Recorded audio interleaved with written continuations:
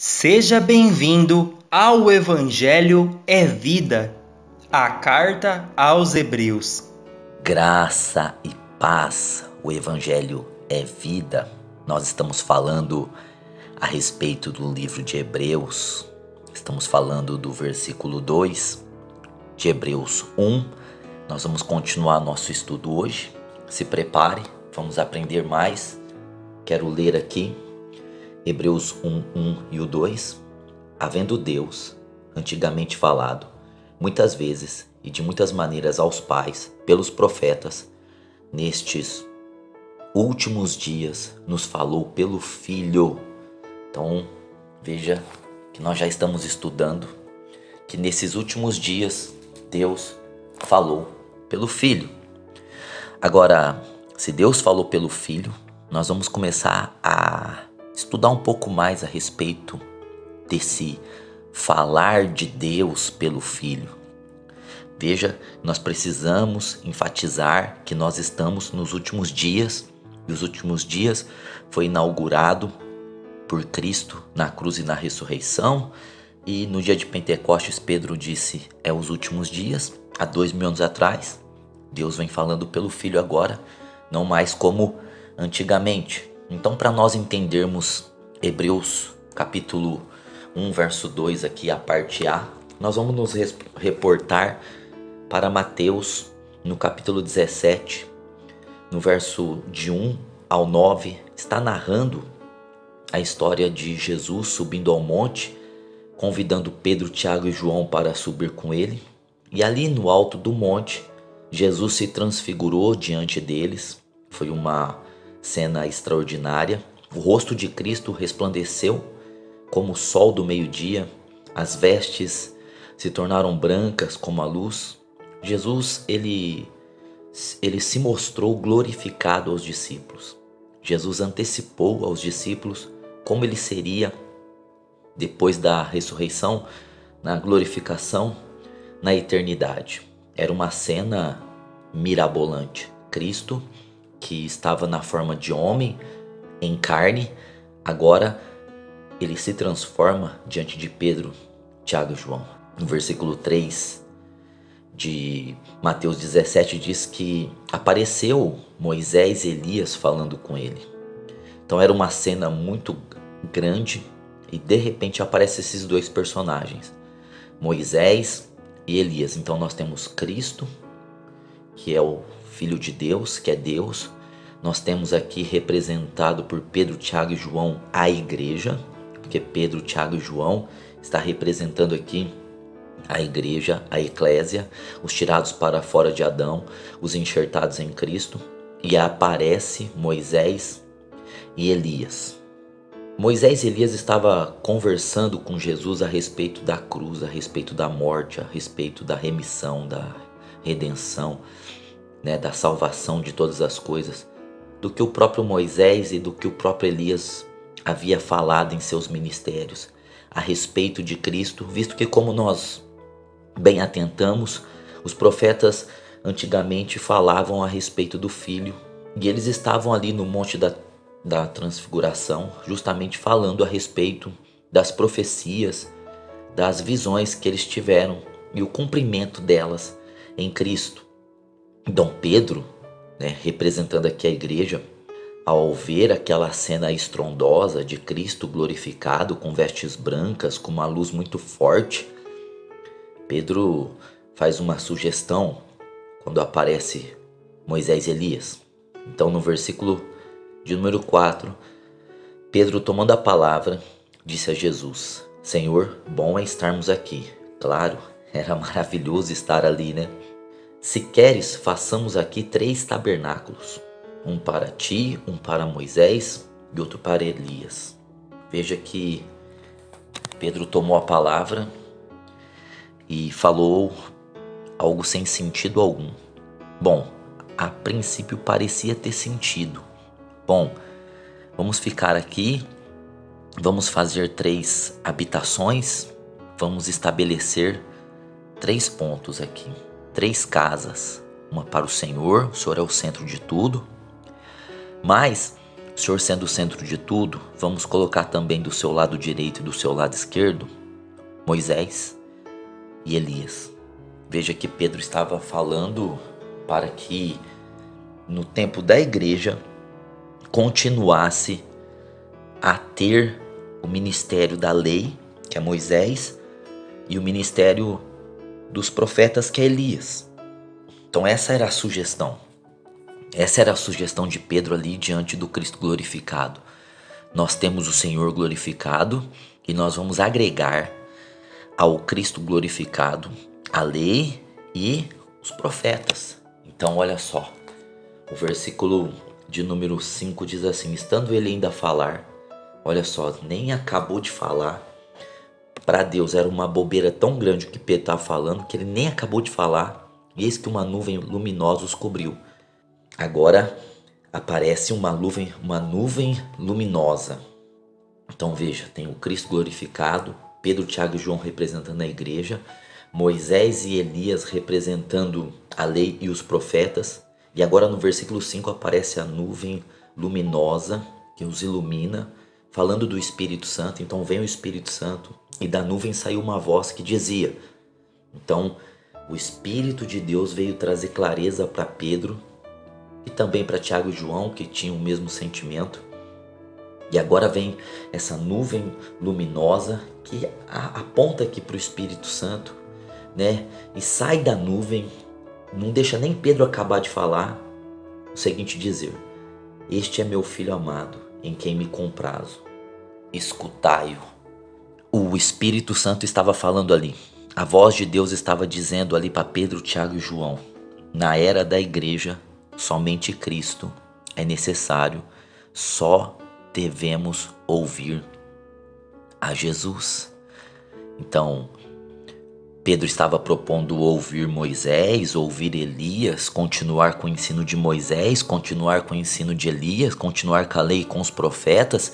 Então vem a voz esclarecedora, muito clara, muito cândida, e diz: este aqui é o meu filho amado, em quem eu tenho alegria. Escute a ele, ouça apenas a Jesus. Então, que nos últimos dias Deus falou pelo Filho, e esse era um apontamento. Essa passagem está apontando para nós que a igreja ia ter a tendência de querer pôr no meio da igreja, junto com Cristo, Moisés e Elias. Isso aconteceu aos Gálatas, estava acontecendo aqui agora com os Hebreus, estava acontecendo em muitos lugares, e está acontecendo até hoje, né, das pessoas estar querendo colocar Cristo e mais alguma coisa, e mais alguém, e mais um sistema. E olha só, né, os discípulos ouvindo isso caíram com o rosto em terra e tiveram grande medo. Jesus, aproximando-se deles, tocou-lhes e disse: levantai-vos, não tenhais medo.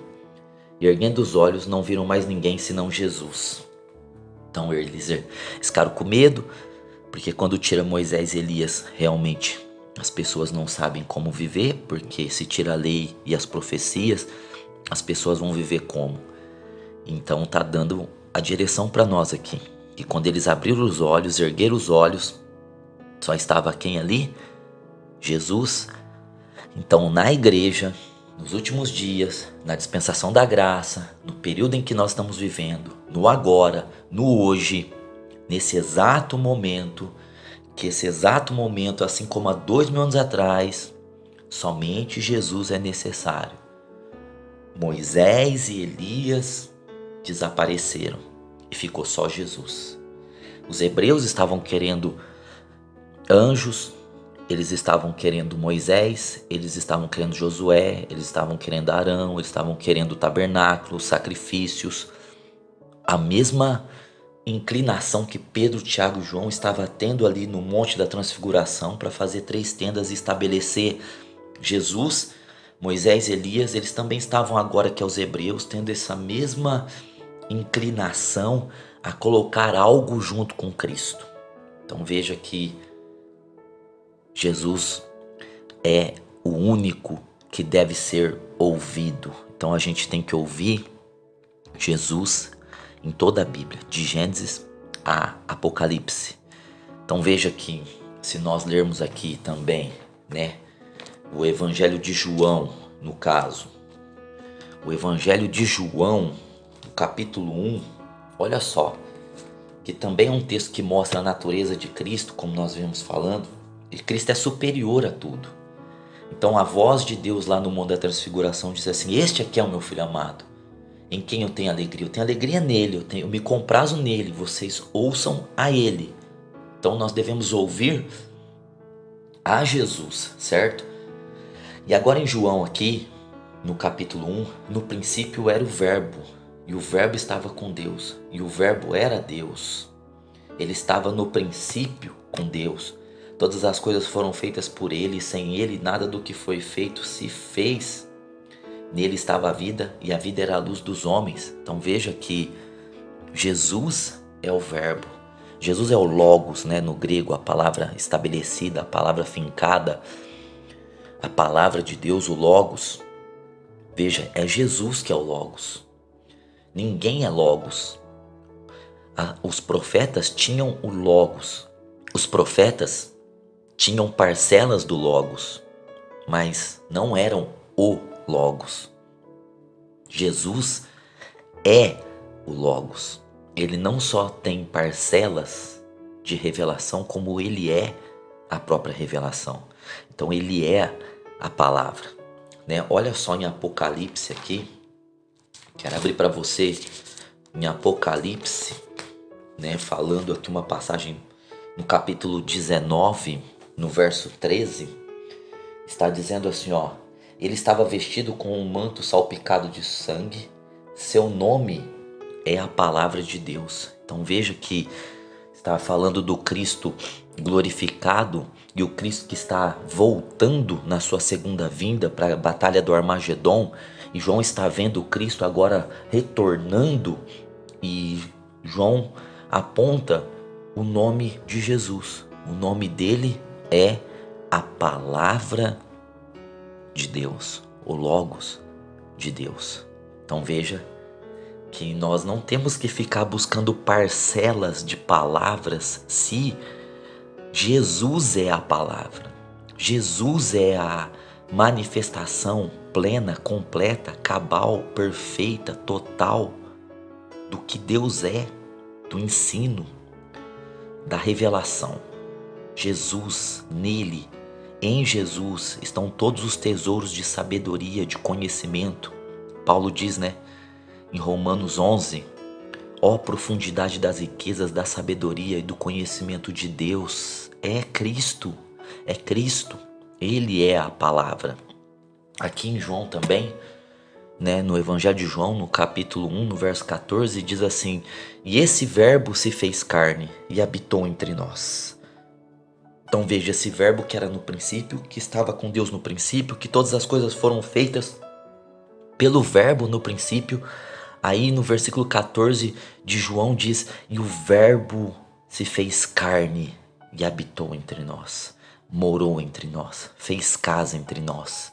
Então veja que o verbo fez casa entre nós para falar conosco, para falar nesses últimos dias. Antigamente é antes de Jesus, até antes de Jesus é antigamente, mas de Jesus para frente são últimos dias. E ele inaugurou esse tempo, ele se tornou carne para nos ensinar na carne, como homem, não como Deus apenas, mas como homem, nos ensinar de todas as formas, em todas as maneiras, a revelação da palavra de Deus para todas as áreas da nossa vida, seja espiritual, seja financeira, física, emocional, sentimental, em todas as áreas. Então, nós devemos seguir, né?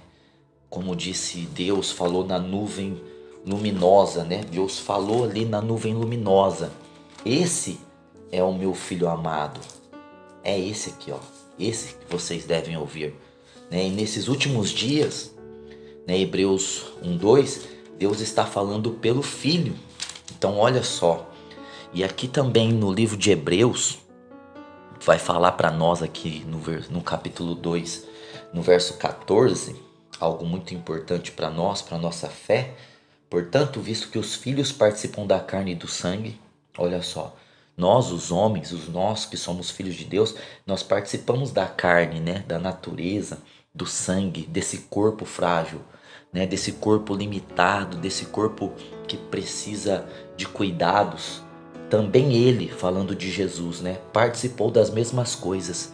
Então, esse verbo se fez carne, ele habitou entre nós e ele participou da carne e do sangue também, né? Ele participou em tudo dessas mesmas coisas para que até pela morte aniquilasse o que tinha o império da morte, isto é, o diabo. Então, ele participou da carne e do sangue, experiência de homem, para nos ensinar como homem todas as coisas. E como homem, através de todas as coisas que ele participou, por sua morte, ele aniquilou o império da própria morte, isto é, o diabo. Então olha só, aqui em Hebreus também, no capítulo de número 4, né, no verso de número 15, diz assim, ó, porque não temos um sumo sacerdote que não possa compadecer-se das nossas fraquezas.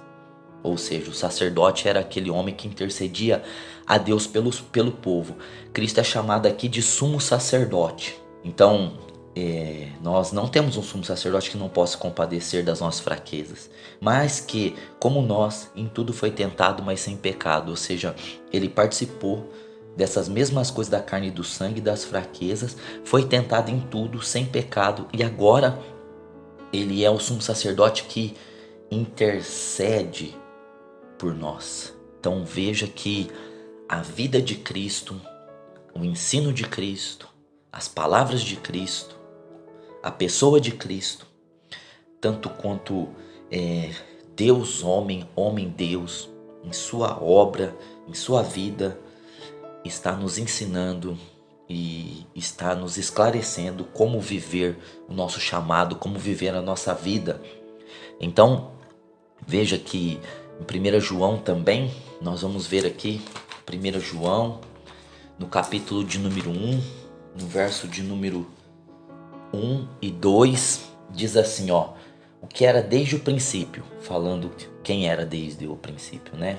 Jesus. E o que ouvimos, o que João ouviu, e o que vimos com os nossos olhos, o ministério de Cristo, o próprio Cristo, o que temos contemplado, o que temos visto de forma muito plena, e nossas mãos tocaram a Jesus, tocaram as obras de Jesus, tocaram no sentido de experimentar com respeito ao verbo da vida, falando de Jesus, que é chamado de Logos da vida, Zoe da vida de Deus.